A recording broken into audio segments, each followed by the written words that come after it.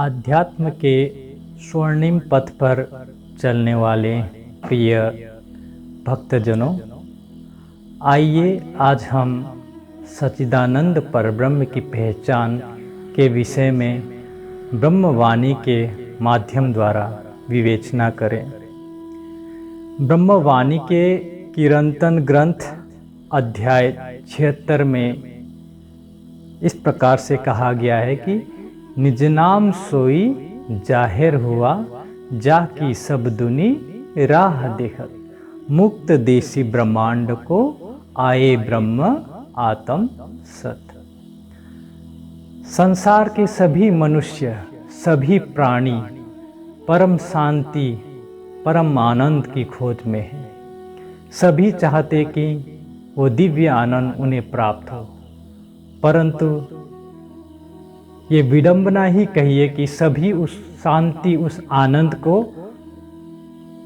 भौतिक तृष्णा और उपलब्धियों में खोजते हैं। जिस प्रकार संसार में 3 प्रकार की तृष्णाएं बताए गए हैं, वित्तेष्णा, लोकेष्णा और दारेष्णा। वित्तेष्णा का तात्पर्य धन संपत्ति की चाहना। यदि आज के संसार को आप देखें तो एक होड़ सी मची हुई है, एक अंधी दौड़।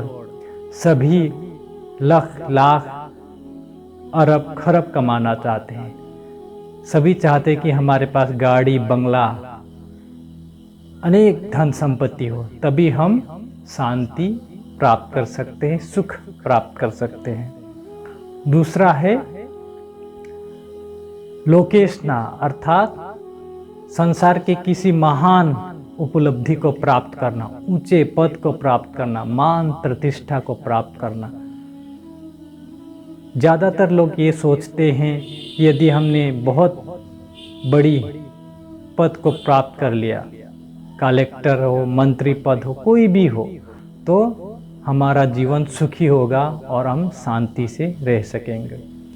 तीसरा है दारेष्णा, अर्थात परिवार एवं सगे संबंधियों का मोह, कि हमारा परिवार खुशल हो, परिवार के सभी लोग हमसे प्रेम करें, हमारे सगे संबंधी हो, तभी हमारा जीवन में आनंद आएगा। इस प्रकार से लोग सोचते हैं।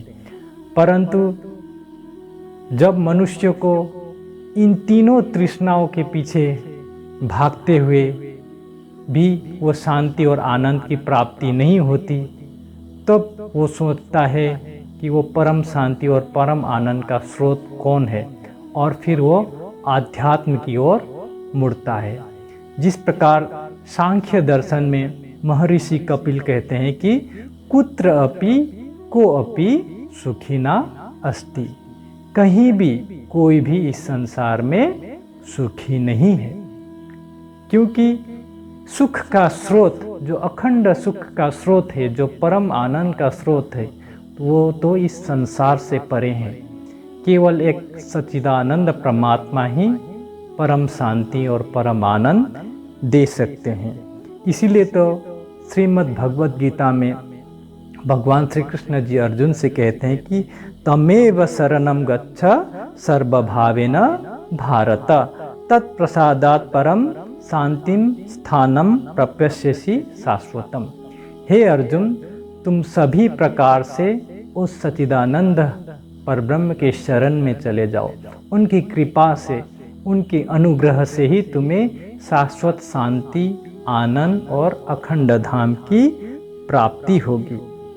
हमारे ईसाई भाइयों के धर्म ग्रंथ बाइबल में भी कहा गया है कि परमेश्वर कहते हैं कि मैं तुम्हें शांति दिए जाता हूँ, जो मेरा शांति है वो तुम्हें देता हूँ।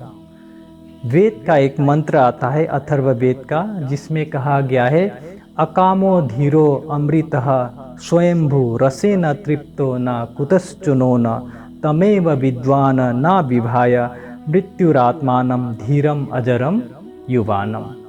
लौकिक कामनाओं से रहित वो अमृत स्वरूप, सभी दृष्टि से सामर्थ्यवान, आनंद के रस से परिपूर्ण वो धीर, अजर, युवा पुरुष को जानकर विद्वान मृत्यु से मुक्त हो जाते हैं, मृत्यु के भय से मुक्त हो जाता है। इस प्रकार से वो पूर्ण ब्रह्म परमात्मा को अमृत रस से परिपूर्ण युवा स्वरूप कहा गया है।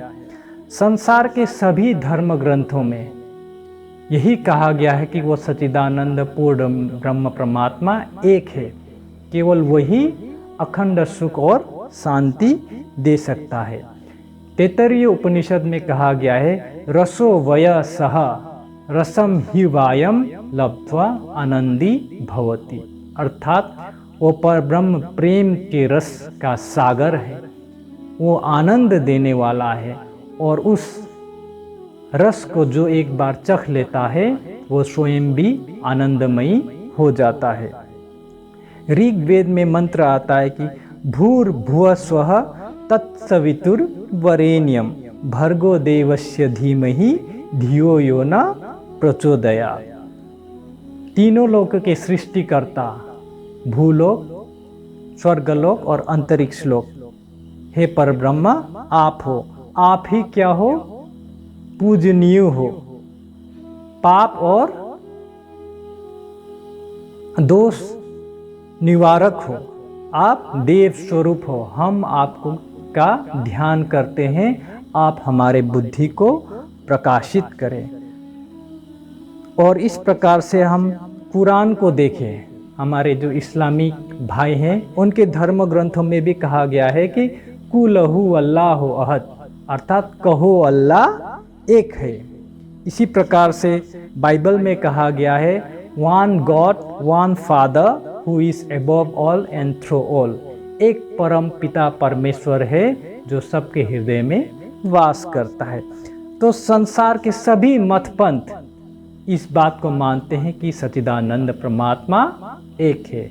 गुरु ग्रंथ साहिब में भी कहा गया है कि एक ओंकार सतनाम है ना, वो सत्यपूर्ण ब्रह्म परमात्मा वाहे गुरु एक ही है। अब वो एक तो है, पर उनकी पहचान कैसे करें? पहचान का तात्पर्य क्या है? उनके धाम, उनके स्वरूप और उनके जो अखंड धाम में होने वाली लीला का ज्ञान कैसे हो। यदि हम संसार के बुद्धिजीवी वर्ग को सुनते हैं तो कोई उनको निराकार बताता है, कोई साकार बताता है, कोई कहता है कि वो घट घट में है बसे हुए, सृष्टि के कण कण में बसे हुए। यदि सृष्टि के कण कण में बसे हुए होते तो फिर किसी को ज्ञान ग्रहण करने की आवश्यकता नहीं होती, क्योंकि परमात्मा तो स्वयं ज्ञान स्वरूप है। पिंड में होता तो मरता ना कोई, ब्रह्मांड में होता तो लगता सब कोई। पिंड ब्रह्मांड दो से न्यारा, कहे कबीर सोई साई हमारा। ना तो वो इस शरीर रूपी पिंड में है, ना ही ब्रह्मांड में, ब्रह्मांड के कण कण में है। तो फिर वो सच्चिदानंद परमात्मा कौन है, कहाँ है, उनका स्वरूप कैसा है और वो किस प्रकार की लीला करते हैं। वेद में तो कहा गया है कि ना द्वितीयो ना तृतीय चतुर्थो ना अपि उच्यते, ना पंचमो ना षष्ठः सप्तमो ना अपि उच्यते, ना अष्टमो ना नवमो दसमो ना अपि उच्यते। तम इदम निगतम सहस एषा एकवृदा एक एव सर्वे अस्मिन् देवा एक वृदो भवंती। वो परमात्मा ना दो है, ना तीन है, ना चार है, ना पाँच है, ना छः है, ना सात है, ना आठ है, ना नौ है, ना 10 है। वो परमात्मा सर्व सामर्थ्यवान है और एक ही है। उस एक परब्रह्मा के सत्ता में ही सभी देवी देवतागण वास करते हैं। तो वो सच्चिदानंद परमात्मा जो एक है, जो सभी के मालिक है, तो सभी के प्रियतम है, वो कब आएंगे इस संसार में, उनका ज्ञान कब आएगा? इसी विषय में आज हमने ब्रह्मवाणी के किरंतनगण से जो चौपाई लिया है कि निज नाम सोई जाहिर हुआ। निज नाम अर्थात उस सच्चिदानंद पर ब्रह्म का पहचान जाहिर हुआ है इस 28वें कलयुग में उनके धाम स्वरूप लीला का जो ज्ञान है वो इस ब्रह्मवाणी के माध्यम से 28वें कलयुग में जाहिर हुआ है। वो ज्ञान, वो दिव्य ज्ञान, वो परमधाम का ज्ञान आया हुआ है। तो इस विषय में पहले से ही भविष्यवाणी कर दी गई थी। जिस प्रकार से हरिवंश पुराण में वेद व्यास जी राजा जन्मेजय से कहते हैं कि अभाविनो भविष्यन्ति मुनियो ब्रह्म रूपेण उत्पन्ना या कलियुगे प्रधान पुरुष आश्रया कथा योगेन तान सर्वाम पूज्यसति मानवा यस्य पूजा प्रभावेन जीव सृष्टि उद्धारणम। वेद व्यास जी कहते हैं कि हे राजा जन्मेजय सुनो, द्वापर युग में कह रहे हैं कि आने वाले 28वें कलयुग में एक अनहोनी घटना घटने वाली है। सच्चिदानंद पूर्ण ब्रह्म परमात्मा अपनी ब्रह्मा आत्माओं के साथ इस संसार में प्रकट होने वाले हैं और उनके मुखारबिंद से वो दिव्य ज्ञान का अवतरण इस संसार में होने वाला है और उस ज्ञान को सुनकर संसार के सभी प्राणी अखंड मुक्ति को प्राप्त करने वाले हैं। इस विषय में श्रीमद् भागवत में भी कहा गया है कि श्रीमद् भागवत पुराण में देवापि शांतनु भ्राता मरुश्चा इस्वाकु वंशज कलाप ग्राम असाते महायोग बला अन्वितो। अर्थात द्वापर युग में जो शांतनु, राजा शांतनु के भाई जो थे देवापि और इस्वाकु वंशज के राजा मरु, ये दोनों घोर तपस्या में लीन थे। तो इन्होंने ईश्वर की तपस्या करके एक वरदान पा लिया कि जो 28वें कलयुग में सच्चिदानंद पूर्ण ब्रह्म परमात्मा का प्रकटन होगा तो उनकी जो आवेश शक्ति है इनके अंदर बैठकर वो लीला करे। इस प्रकार का वरदान इन्होंने प्राप्त कर लिया। आगे कहा गया है श्रीमद् भागवत पुराण में कि तव इहत्या कलेर अंते वसुदेव अनु शिक्षितौ वर्ण आश्रम युतम धर्मम पूर्ववत प्रथयिष्यथा। अर्थात सच्चिदानंद परमात्मा के हुक्म से ये दोनों देवापि और मरु के जो जीवात्मा है पुनः 28वें कलयुग में मनुष्य तन धारण करने वाले हैं और इनके अंदर ही परमधाम की परमात्मा की आवेश शक्ति लीला करने वाली है। और ये दोनों क्या है, पुनः कलयुग में धर्म की स्थापना करेंगे, वर्ण व्यवस्था की स्थापना करेंगे जो पूर्वक सतयुग में भारतीय संस्कृति के अनुसार चला आ रहा था।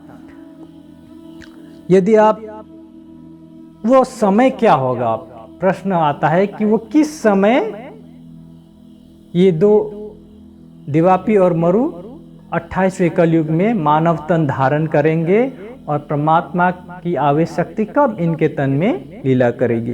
तो इस विषय में हम भविष्य दीपिका को अवलोकन करें तो कहा गया है कि सालिवान साकातु गत सोडकम सतम जीवो उद्धारे ब्रह्मांड कल की प्रादुर भविष्यति।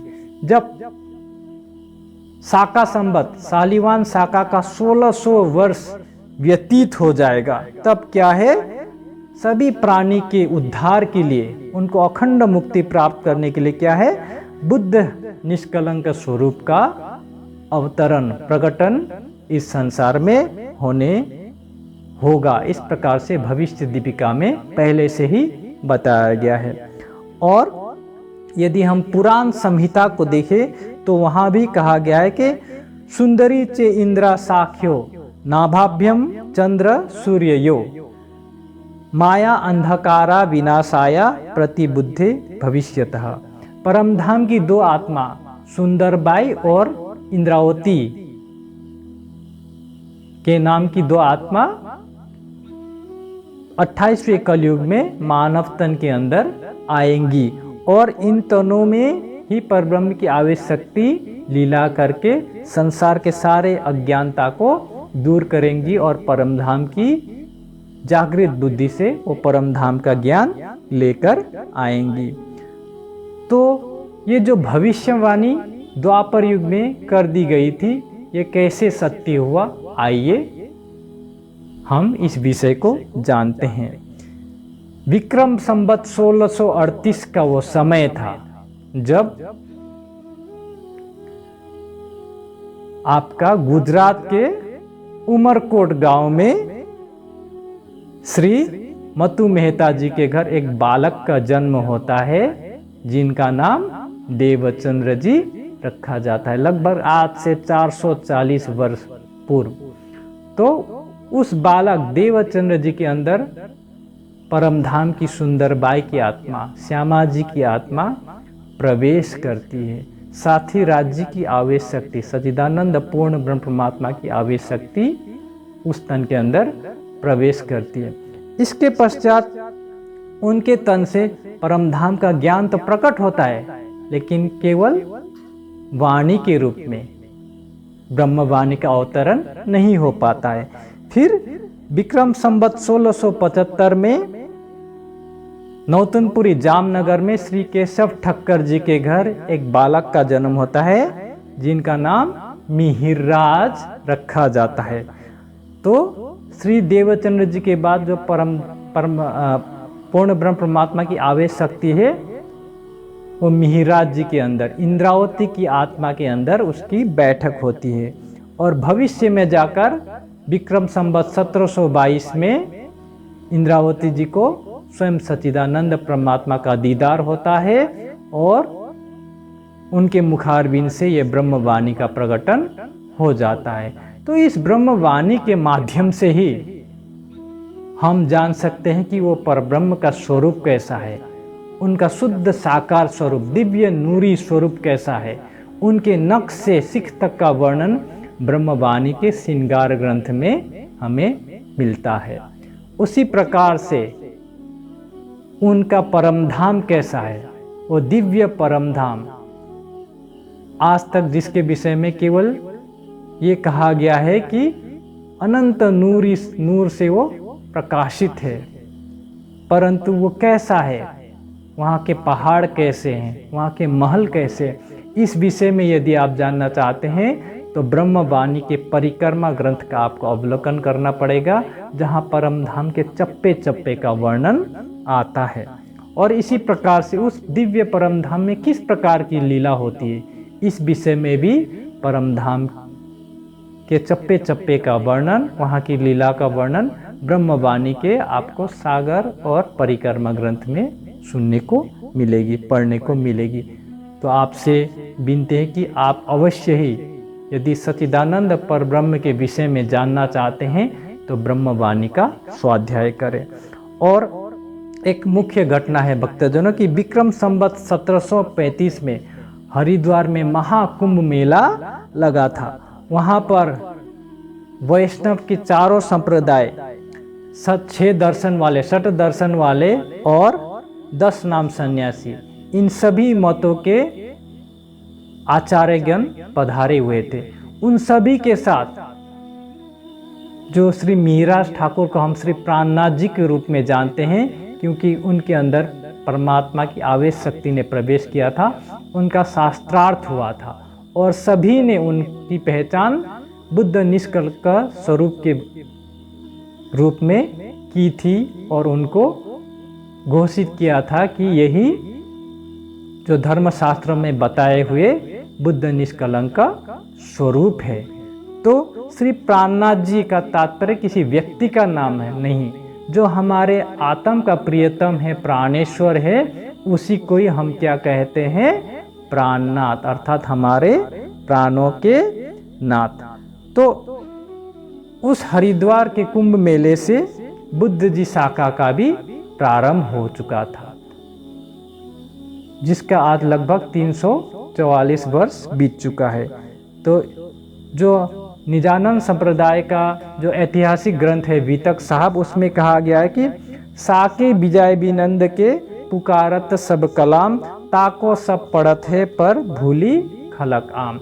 उस महत्वपूर्ण घटना के विषय में पढ़ते सभी हैं, लेकिन उसको चिंतन में नहीं लाते हैं। तो इस प्रकार से सच्चिदानंद पूर्ण ब्रह्म परमात्मा आज से लगभग 340 वर्ष पूर्व जाहिर हो चुके हैं श्री प्राणनाथ जी के रूप में। इसलिए कहा गया निज नाम सोई जाहिर हुआ।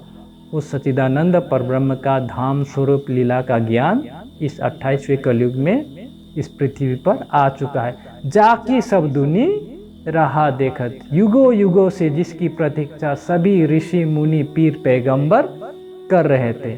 मुक्त देशी ब्रह्मांड को इस ब्रह्म ज्ञान के माध्यम से, इस वाणी के माध्यम से ही अब संसार के सभी प्राणी को अखंड मुक्ति की प्राप्ति होने वाली है। आए ब्रह्म आत्म सत, वो परब्रह्म के साथ उनकी आत्माएं भी इस संसार में प्रकट हो चुकी है। तो आप सभी के चरणों में निवेदन है कि आप भी कृपया ब्रह्मवाणी में खोज करें, आपका मनुष्य जीवन अवश्य ही सफल होगा। इन्हीं शब्दों के साथ मैं अपने वक्तव्य को समाप्त करता हूँ। प्रणाम।